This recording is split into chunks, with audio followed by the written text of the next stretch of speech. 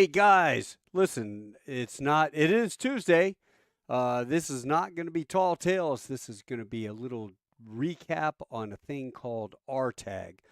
Proudly wearing my RTAG volunteer shirt that I received last year from the boys. And I got to tell you, this this event marks the sixth annual convention that it was first started. I mean, years ago, a very tiny thing, kind of built it, and they will come. And I have to tell you, they are coming like that movie. They are driving in, flying in from as far. I met three guys from Japan that flew in just for our event.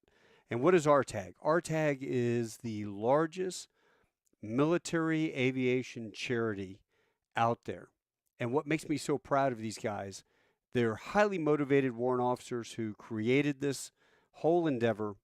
It is staffed by all volunteers. All the money raised in RTAG, swag that they sell, really cool cups and things like this. I mean, this is a great coffee mug, one of my favorite. That stuff all goes towards scholarships.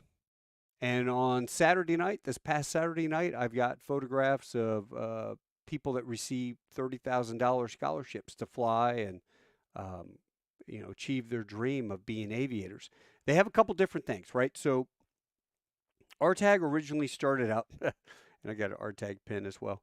RTAG originally started out as more of a rotor to airline group, and it was a group of guys that got together and gals that got together. They were helicopter people, and essentially had built programs through the different regional airlines so that they could go on, fly for a couple years there, and get hired by the majors.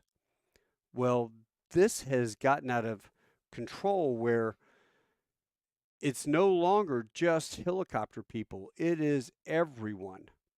Flight instructors, Air Force, F 15, F 16, F 35, Navy, Marine Corps, you name it, Coast Guard. I had two Coasties I met. So this program is just insane. And it's not just for pilots, it's also any mechanics out there, out in the military. You're a jet mechanic and you work on, um, different airplanes and stuff like that. Um, any engine guys, you all can get your foot into the airlines as well. We have hiring crews from all the different airlines that are looking to bring you over. And if your time in the military is up, you're retiring, or you know what, you're just ready to move on, well, this is your program, okay? So next year, October 5th and 6th, it's going to be held at the DFW Fort Worth Convention Center. A couple years ago, we had it in San Diego, which I loved. It was a fantastic deal. The only problem with San Diego is it's very hard to get into. Uh, DFW is central. So if you're East Coast, West Coast, we have direct flights from Japan and Europe that can come in here. You guys are able to come in and actually attend the program. What is the program? Well, it starts out Saturday when they open the event. I think 5,500 people were signed up for this. And what makes this different from OBAP, or the women in aviation, or gay pilots in aviation, any of these different hiring career fair places, is that veterans, we don't charge a thing for any veteran to attend. Civilians pay, I think it's a nominal fee, like $30 a ticket. If you go to any of those other events, you'll pay $400, $500 for a ticket to attend. And within this event, what do you get if you attend this event? Well, what you get is you can sign up if you're over 1,500 hours and you have a lot of PIC time, 121 fixed wing military. You are able to sign up to do what they call meet and greets with the different airlines. This year we had American Airlines on one side of the arena, and we had United Airlines on the other side of the arena. And to me, it is not competition. It is taking care of our vets and getting everybody hired. If they go United, great. If they go American, great. If they get hired by one of the regionals and then they step up to us later, even better. It's just an awesome event all around. I was going to throw some photographs up there so that you guys could see what this thing entails. It's pretty incredible when you look at the scope and magnitude. Now, here's a photograph of all the volunteers. You see all the red shirts. Unlike Star Trek, they don't get killed when they beam down to the planet. These guys are all volunteers. They pay their own money to come out there. They get a hotel room, assist with all the setup, assist with check-in, selling swag, cleaning up, anything that they need. Those guys are there, and they're willing to raise the right hand to help out. Now, that to me is you can't put a price on that. Here's a photograph somebody had of the inside of the convention hall, and as you can see when you look around, just tons and tons of people out there. A lot of booths, a lot of interviews going on. They have some side breakout rooms. They had breakout sessions with the different airlines so that you could go talk to folks. Here's an example. Rick Jen. I met Rick. He was on my airplane, I think from El Paso back to DFW or vice versa. I can't remember. 2 years ago. And I was sitting there talking to Rick about, in just 2 years, you could be a pilot at American, and he just got a conditional job offer. So it was pretty exciting to see him there. I think I actually have a photograph of his deal when he was on my airplane someplace. This is kind of special here. Bad picture of Sky. She has her eyes closed, but I have not seen her in 18 years or so. She's just a little girl. Her dad was my sim partner when we flew 727s as new hires in 1998. And Dave Manning just picked up a 787 captain in Philadelphia, and his daughter is working on getting her hours up. She's around 800 hours, and man, it won't be long. She's interviewing with a company today, or maybe it was yesterday, that she met through RTAG, and she'll be moving on. Here's another great story. Mark and his wife, Jennifer, he is a police officer up in Ohio, state trooper, and he also flies up there, and he's been building up his flight time. He came up to the flight deck, and we just started shooting the bull. As a matter of fact, he and his wife he was coming down for training to the DFW area. I believe that's what it was. It was flight training with CAE or somebody. And somehow we just started talking. And he came up to the flight deck, gave him a little tour. And as we progressed and began, talking about his past and how he was and what interests him, and I said, "Do you ever thought about the airlines?" And so there he was this weekend coming out, hanging out with us. Fantastic deal. He really won't be long before he is flying commercial. His bosses are probably not appreciating seeing that they're going to lose one of their troopers, but when he retires, he's going to get there. Here's a great shot. PJ, we got Jim, we got Christian Martin, his wife Heather, and their daughter. Beautiful daughter that sang at the convention on Saturday night, and of course Josh Lee over there on the end. And what they're holding is the Golden Taco Award. And actually, if you could see right over my shoulder here, I have a Golden Taco on a plaque that was given to me one of the conventions. They surprised me with this as their godfather mentor guy. They said, "Hey, we made the Golden Taco Award, and we're going to give it out in the future for folks." And I love it so much. I tell them, "Hey, just send me the bill and let me pay for it." So we give that out to the volunteers who do the most. And I tell you what, over the years, 6 years, I've seen Christian. He is in class right now, upgrading to captain at American Airlines, and his wife Heather, who just is the biggest supporter of RTAG, both of them, and their daughter for bringing her band out as well. She's going to be future star. You can check her out. on YouTube, and pretty soon she'll have all sorts of records going. You guys have seen this guy. This is Bill Sims, Possum. He is also a pilot with American Airlines, and Bill has an incredible interview prep company called Spitfire Elite. I have a program with him somewhere down in the episode 80-ish, 68 to 80-ish, I think, is where I have Bill Sims on there. Here's an awesome shot.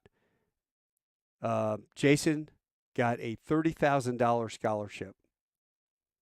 $30,000 right there.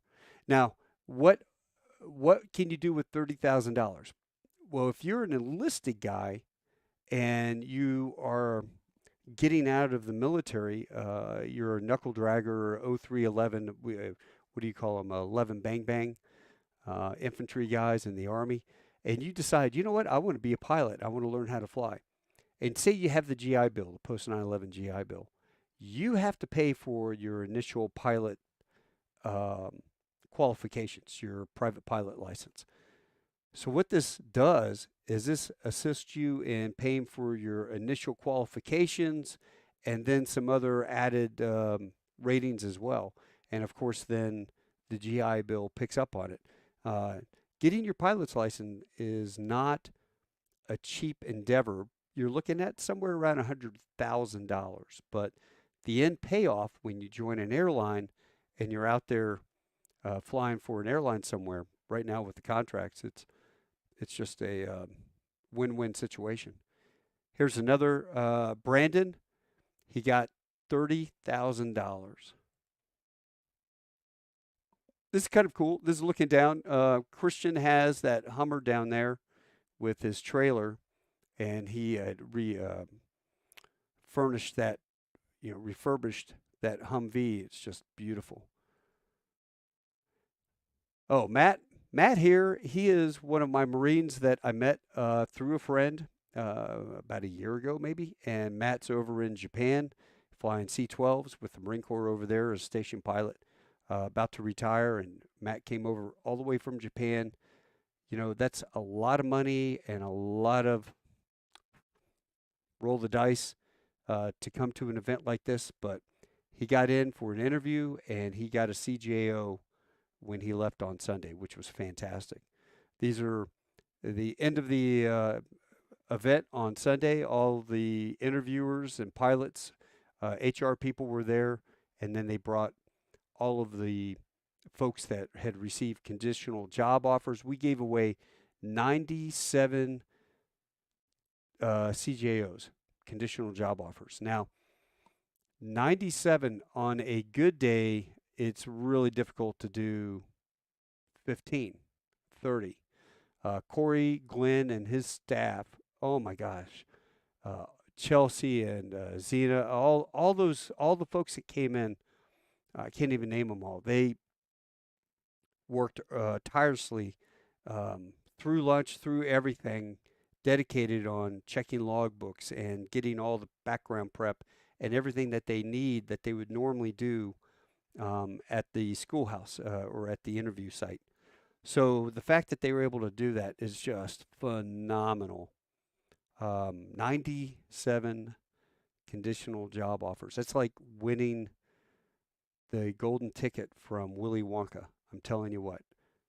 Just you can't put a price on that. Here's great guys. They check in. So they had that 2023 RTAG National Convention, and that was over all the baggage claims, which was pretty cool. I think I showed you Rick already. Here's another shot of Matt going through the line. Everybody would shake hands and get congratulated. That's the convention. We talked about the golden taco. So proud of that. That plaque and that honor means more to me than anything. Here's a shot I took of Devin and Jay. These guys were working so dang hard. Everybody there was always going 110 miles an hour. When you talk about seeing old friends, what is RTAG? Why do people come back if they already have jobs? you know what? They pay it forward. They come back and they are volunteers and they help because they got a job because of RTAG, and that's how much it means to them. And it's almost like family. Somebody asked, "Is this the American Airlines hiring convention, RTAG hiring convention?"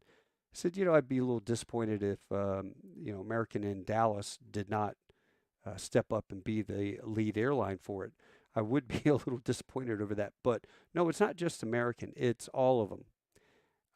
But what is RTAG? RTAG is almost like a homecoming and a big family reunion. Every year you see the same faces. Everyone is so excited and looking forward to this event. So if you participated this year and you want to come back and assist next year, go to RTAG Nation on Facebook and you can sign up there as well and be able to um, do that. Ah, hey, Yogi Yanal he's one of my podcasts. He was on my podcast. This guy served in like the Army, the Navy, and the Air Force as a helicopter pilot. He's a Leo, so he flies for the police department, and I think he did EMS as well.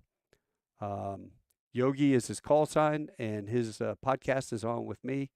Just a fantastic guy. The fellow right in the middle, that's Dave Funk. Dave is awesome. PJ down here ran operations as smooth as the invasion of Iraq. That guy was on the ball, Johnny on the spot. Everything was so smooth. And Dave is a retired airline pilot who comes every year because he believes in the power of RTAG and what it means to change lives and to help folks out, right? As Eric Sabiston always famously said, you shouldn't have to go off and fight for your country in war and then come back and fight for a job. You should be able to get the job right now. And that's the purpose of everybody there. It makes you feel good. It is so full of positive energy. That is, I had to go up, give a speech on Friday night, jump on an airplane Saturday morning, fly back, attend RTAG where, oh, by the way, I got these really, I just grabbed a whole bunch of cups. Fly Exclusive gave me a bunch of their cups that turn blue when they're cold. So there you go. Fly back to do RTAG. Why do I do it? Why did I put myself through the ringer for that? Because it is worth it, by God. And this is a great shot. The ladies of RTAG, these are the spouses. And these gals, they also put on sidebar conversations for all the wives. I've got somewhere did I not put it on here? I had a photograph of a family, husband, wife, and their kid. There were a lot of kids that attended, a lot of spouses that attended. I actually did a meet and greet with a few couples. I mean, like the husband would sit there, the wife is sitting there, and they would ask questions about, what is your impression of life as an airline pilot? What does your wife say about you being an airline pilot? As a matter of fact, that's a good conversation. I may have to have that with my wife to see what she says. My wife was not a military wife at all. We met post Marine Corps, that I was on active duty, and then I got back into the reserve. So she just knew me as a reservist. I mean, we first got married. Somebody say, well, what's your husband do? Well, he's a pilot. What rank is he? I don't know. It's kind of funny. But the spouses are just incredible ladies there helping out. So if you want to come, bring your family. Here's William Oren over on the left. We call him Upgrade. He's a Marine. He was HMX-1 pilot, and he is now flying C-12s, and we're trying to build up his time to get him in there. Right next to him, Herman. Herman is a United captain. He's based out of Dulles, and so he was helping out. His wife is part of a Cage Consulting, and of course, we've got Possum, Bill Sims on the right, and he was with Spitfire Elite Consulting, and it was just fantastic. I got a couple things on here. Let's see. I'll pop these up. Hey, Taco, recently heard of RTAG, may be looking into doing this. I was a Coast Guard HH-65 pilot. Regrettably, I could not get there from my current job. Sticks from STIW. Well, I tell you what, if you're able to maneuver your schedule, get your vacation, you know the date now, October 5th and 6th next year. You know what's funny is I always do my intro on the airplane, and I welcome Marines and Army and shout out Air Force, Navy, and then I always go, okay, now here's a winning lotto ticket. Do we have any Coast Guard on board? Because they're like pink unicorns. You never see them until you need them, and then once you need them, they're there by God. So I buy a lotto ticket every time, I get one of these guys. Oh, oh, he was there. Oh, sorry about that, John. Um, let's see, what's Brandon say? Dave gave me a pep talk before my interview Saturday. Good person. CGO received. Outstanding, Brandon. That is so cool. Doug Haney, great stuff, Taco. Doug, tell you what, we all do our bit for humanity, and brother, you are by far one of my heroes for what you do up at the school, taking care of all the kids. Brian, enlisted to airline pilot is pretty amazing. Yeah, Brian, here's the deal. God, where do we even go back? I always thought it was unfair that it went jet prop helo in flight school. And I got to fly a helicopter a couple times in my career. That is not easy at all. I mean, flying around straight and level was like an airplane, but boy, coming in and trying to um, land and hover, no, man, that's that's like standing to me on top of a big beach ball and trying to make that beach ball stand still. Damn near impossible for a person who's not used to it. So I never thought that helicopter guys got a fair shake, and there is a bit of difference in speed and what you're doing, but as with anything, we can teach you. And then once we teach you, and you're not hanging on the tail of the airplane, you build up that time and the experience. You're able to go through. What makes helicopter pilots really nice is, say you have a guy or gal with 2,500 hours helicopter experience. They may have 1,200 or 1,500 hours PIC in a helicopter. Me personally, Mitch Bell, I would much rather have somebody that did all of that and then went through a 121 training program, became a first officer someplace, preferably upgrade to captain, get some PIC time as an airline pilot, and then come over.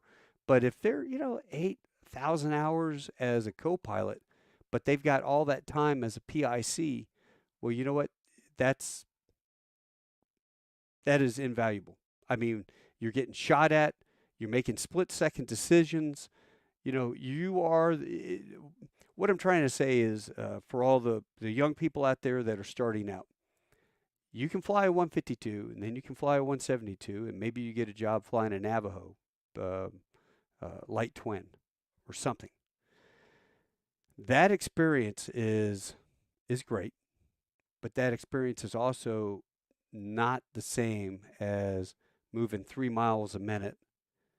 How much gas am I burning now? Oh, by the way, the um, airport just went under because of weather. Where am I going to bail out and go to? All that pressure that you feel with 180 souls in the back. It's a different deal. And what we have right now, I fear, is a rash of professional FOs. So they'll jump from a regional to a low cost carrier trying to get on with a major airline. Well, that's great. And they are hiring some of those people, and they do it. But here's something that I challenge them to do: talk to each and every one of your captains that you fly with to find out some of the situational things that has happened to them. How do you get a drunk off an airplane and not end up on YouTube? That's a good question, right? I mean, that's how I walk back, and if I have somebody I have to kick off the airplane, I come back and I smile at them and I go, "Hey guys, how you doing? Listen, do me a favor. It's your lucky day. Gather up all your belongings. Follow me right up front." No indication that I'm going to kick them off the airplane.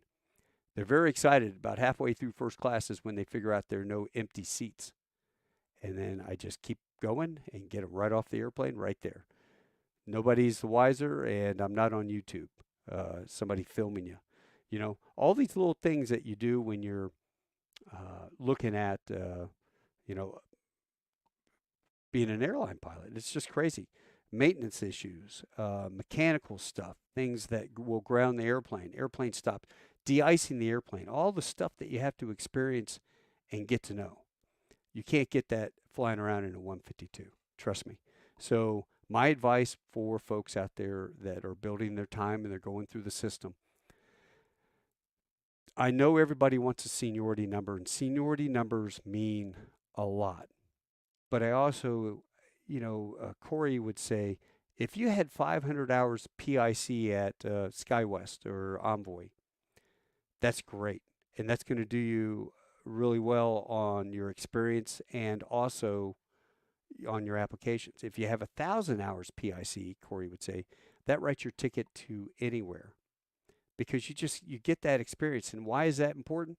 Well, when you go to any major airline right now, I don't care if it's United, Delta, American, um, they are actually, we're retiring so many pilots that as these folks go through at about 2 years, they're eligible to upgrade over to the left seat to be a captain. Now, I know United has some issues where folks are going, if I go upgrade, then my quality of life dives, so I'm not going to upgrade, and they'll sit right seat. So they're actually having to go back and try to get first year, second year people to voluntold to go be a captain. And right now I know at American, it's about 2 years. I just flew with a gal the other day who was a check airman at I think SkyWest, and we did a Latin terrain checkout. Awesome pilot, great. She's going to be an awesome asset and captain for us. She is going to be 2 years. She'll be at LaGuardia.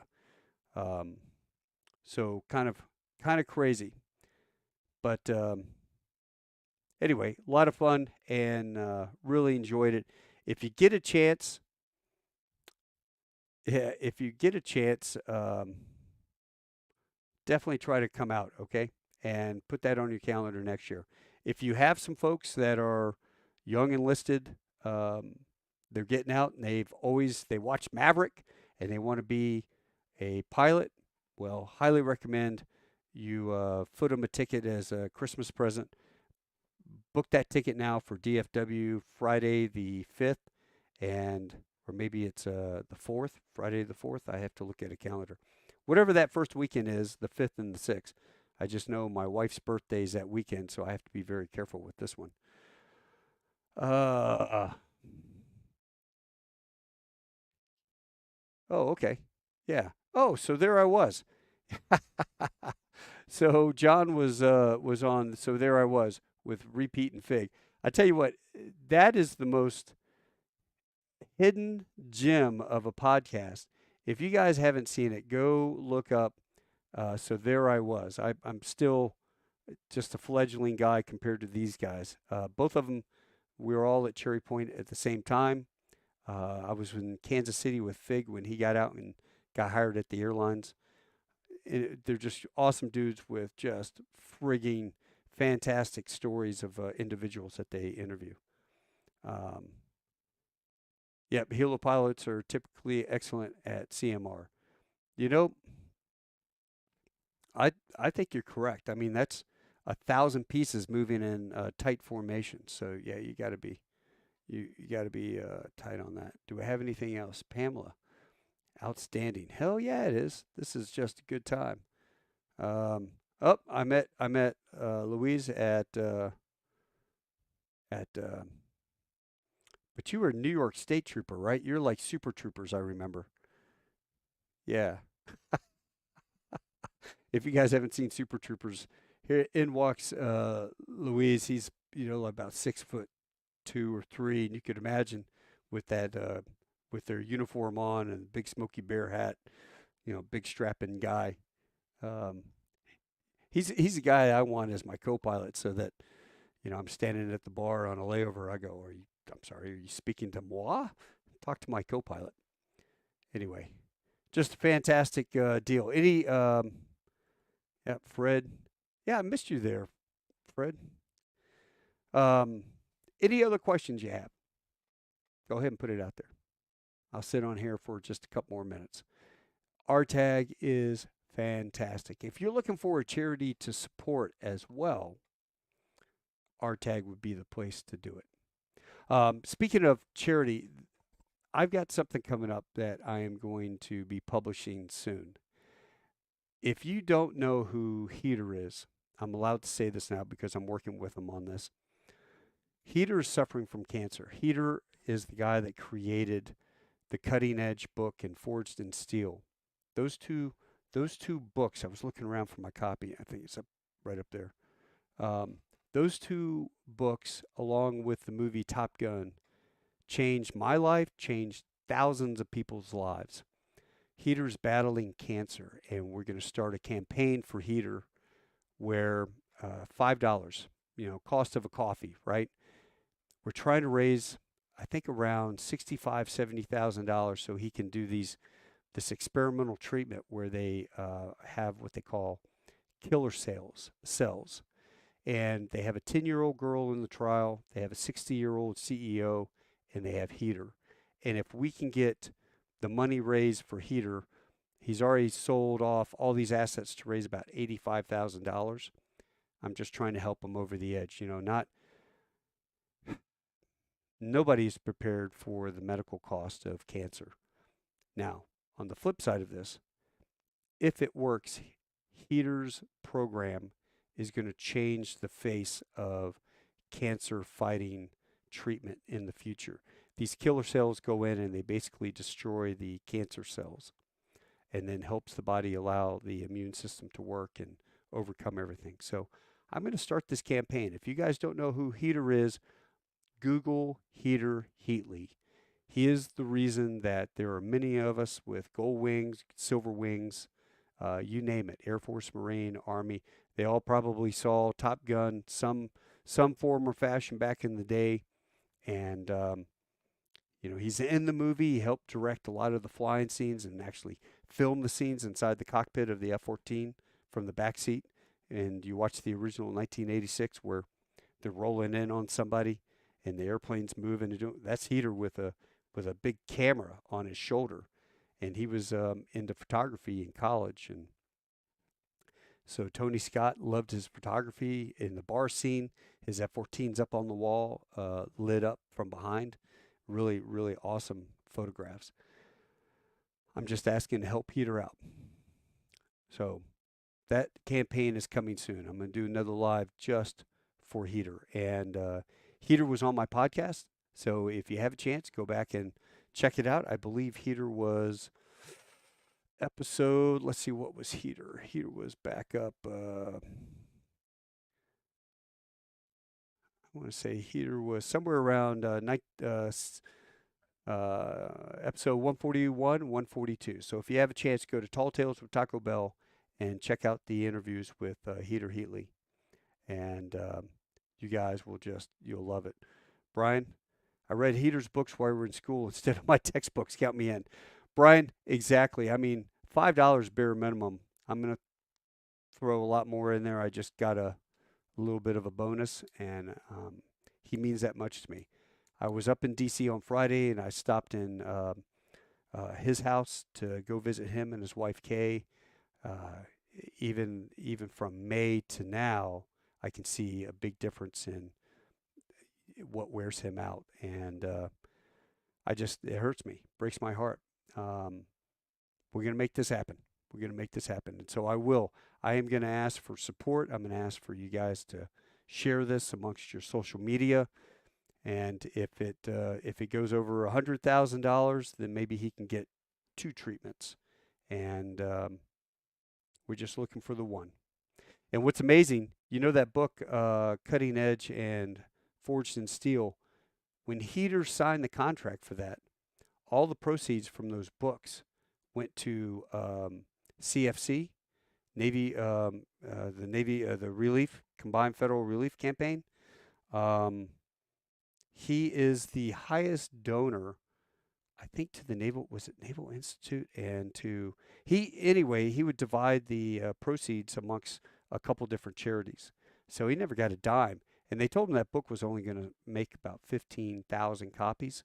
It's a table book, right? It's a deal. Well, that book sold over 500,000 copies, 500,000. And it was on the front cover of USA Today for the best Christmas present in December of '87. So guess what I got when um, Christmas rolled around? And it's still inscribed from my mom, and I was blessed to have Heater sign it in there as well. So there were a lot of things that I told Heater, and the reason why it meant so much to me. And I'm sorry that this has gone off from RTAG to Heater, but it's apropos. Um, Heater's book. My sister died in February of 1987 at University of Virginia, and it was a really bad time for me. And then my mom gave me that book, which was something that I would just flip through and look at all these pictures and the flying stuff, because my uncle was an F-14 Rio with the puking dogs back in the day. The flying stuff really got me motivated. So when I went back to senior year, I was kind of, I really don't want to be here, but I pushed through it. And Top Gun was something I would put on if I had to write a paper to get motivated to write the paper, study for a test. I'd put Top Gun on and I'd fast forward through a couple of the flying scenes. Why am I watching this? Why am I looking at these pictures in the book? Well, it's because if I don't graduate, I don't get my air contract with the Marines, I don't get a chance to go fly. And that's what I wanted. I wanted to go fly, and I had the guaranteed flight contract with the Marine Corps. So I can tell you without a doubt that movie and that book got me through, um, losing my sister and motivating me to complete college in a timely fashion and go on to flight school. So, whether Heater ever met me or not, and I found out about this, I would promote the living crap out of it because that's what he means to me. And so I think that is it. If anybody else has a question or something they want to say, just let me know and I will populate it on there. Um, what was the coolest thing about RTAG this weekend? Oh, they had the country music on Saturday night. They throw a big party, which is a lot of fun. Everyone gets together, and everybody was in costumes. Last year it was '80s, and Corey went as Tubbs. I went as Crockett from Miami Vice. We had our suits on with our guns and stuff like that. That was pretty cool. Oh, there we go. Yeah, there we go. Fly exclusive. Um, Dave, you want to talk about Fly Exclusive, and you can post something in the comments about Fly Exclusive, and maybe you can help some folks out. Start with the in mind. Set a goal, map the plan to get there. Yep, good comment. All right, folks, I think that's it. I've enjoyed it, and I hope you all have a great day. See you tonight. I've got a live podcast with Jay File, he's one of the executive directors for Chick-fil-A. Why Chick-fil-A? Because we call that God's chicken. Actually, I think that's Parker Perkins, whose family calls it God's chicken. But we enjoy Chick-fil-A quite a bit. We have one right down the street. It is the most well-run restaurant in the world. I will take the train from one terminal to the other just to get some Chick-fil-A, get a salad or, you know, the Arnold Palmer drink. Chick-fil-A is whoever put that design together knew what they were doing. I mean, they're like a NASCAR pit crew. And so, if you get a chance tonight, watch. I think Jay's going to give us spill some of the secret sauce behind the family and how they came up with all this stuff, because that's what I'm interested in. Jay was in the Marines.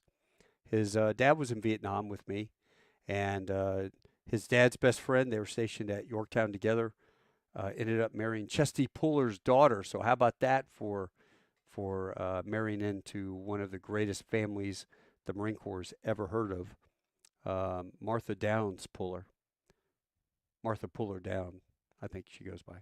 So just a great deal. We're going to have some fun tonight. So sit back, relax, come back, join me in Oh, 5 hours, and 7 p.m. tonight, Central, 8 p.m. East Coast. You guys have a good one. Adios. Hasta luego. Savidazen. Until I see you at 7 p.m. You guys have a good one. God bless, and we will talk to you soon. What should I do? What should I do? I'm going to do this one. Oh, because we're talking about heater, I'm going to do this one.